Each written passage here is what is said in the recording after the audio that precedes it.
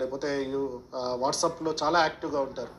చాలా క్లుప్తంగా అంటే ఒక మెసేజ్‌ని చాలా ఒక 4, 5 లైన్‌లలోనే మీరు క్లుప్తంగా పెట్టి స్టూడెంట్స్‌కి లేకపోతే మాలాంటి అంటే మనలాంటి యూత్ తర్వాత మెసేజ్‌ని ఒక ఒక స్పార్క్ లెక్క పోయేటట్టుగా మీరు పెడుతూ ఉంటారు. సో, మీరు ఏ సలహా ఇయ్యాలనుకుంటున్నారు మన యువతకి?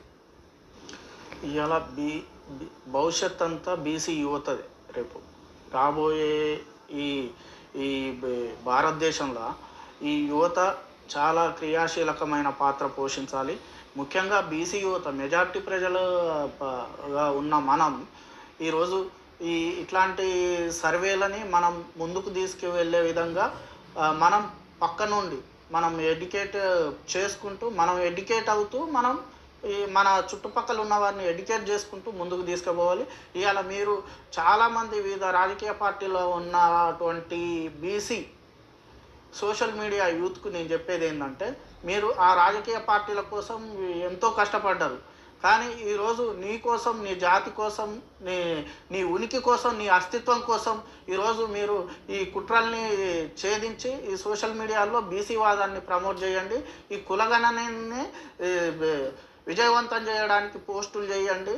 ఈ మీరు ఎక్కడ కూడా మీరు వాళ్ళ ట్రాప్లో పడి, పార్టీల ఉచ్చులో పడి, ఆ యొక్క వాళ్ళ యొక్క మతం ఉచ్చులో కానీ, వాళ్ళ యొక్క రాజకీయ పార్టీల ఉచ్చులో పడి ఈ కులగణనని అడ్డుకోకుండా దాన్ని ముందుకు తీసుకుపోయి దాన్ని సమగ్రంగా విజయవంతం చేస్తే రేపు మన భవిష్యత్ తరాలు రేపు మనం యూత్ ఇవ్వాలా, రేపు మనం కూడా ఆ యొక్క రాజకీయ ఫలాల్ని కానీ, ఆర్థిక ఫలాల్ని కానీ, ఆ యొక్క విద్యా ఉపాధి రంగాల్లో ఆ యొక్క ఫలాలను అందుకునే విధంగా మనం ముందుకు పోయి ఈ కులగణనను సమగ్రంగా నిర్వహించాలని. అదేవిధంగా ఇవాళ బీజేపీ పార్టీ ఈ కులగణన మీద విషం చిమ్ముతుంది, ఇవాళ బీఆర్ఎస్ పార్టీ కులగణన మీద విషం చిమ్ముతున్నారు.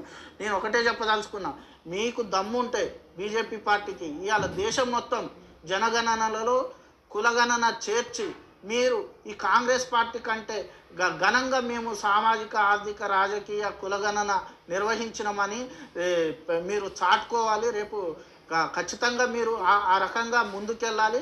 లేకపోతే ఇవాళ ఏ పార్టీలు అయితే కులగణనకు మీద విషం జిమ్ముతున్నాయో ఆ పార్టీలను కానీ, ఆ అగ్ర ఆధిపత్య కులాలని ఇవాళ వాళ్ళని సంఘ విద్రోహ శక్తులుగా, బీసీలకు వ్యతిరేకంగా సంఘ విద్రోహ శక్తులుగా చేర్చి వాళ్ళందరికీ కూడా రాజకీయ సమాధి చేస్తామని మేము హెచ్చరిస్తున్నాం. చాలా చాలా బాగా చెప్పారు. తర్వాత మనకు ఇక్కడ తెలంగాణలో జరుగుతున్న